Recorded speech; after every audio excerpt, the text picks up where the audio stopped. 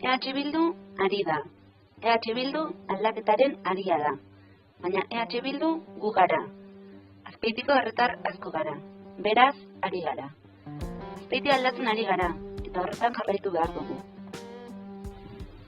Horretarako, puntuz puntu izenpean, herri programa osatzeko prozesua martxan jarri nahi dugu. Horretarako, urtarrietik aurrera, arlo-arlokako prozesuak abiatuko ditugu.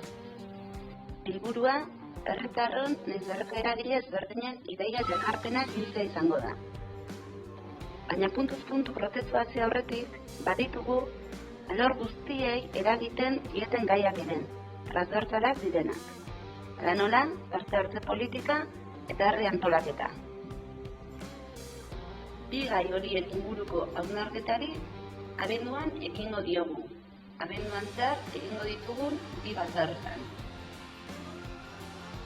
Zeintzuk dira Azpeitiarrok behar ditugun azpiegiturak? Zer egin behar dugu Azpeitiak dituen eraikin hutsekin? Nolako proiektuekin, nolako ametzekin bete behar ditugu eraikin horiek? Nola baliatu behar ditugu guzti horiek Azpeitiarron mesedetan jartzeko? Hirigintza herritarron mesedetan jartzeko erronkari ari gara erantzuten. Eta orain guztion ekarpenen bidez bultzada berria eman nahi diogu. Beraz, zatoz, abenduaren 10ean, zu ere. Abenduaren 17an berriz, parte hartze politika izango dugu eztabaidagai. Nolako urratsak eman ditugu azken urteotan? Ze hutsunez ematen ditugu? Nola hobetu dezakegu udala eta herritarron arteko elkarlana? Ezkertiar eta Abertzaleon bilgune izateko erronkaz EH Bildu.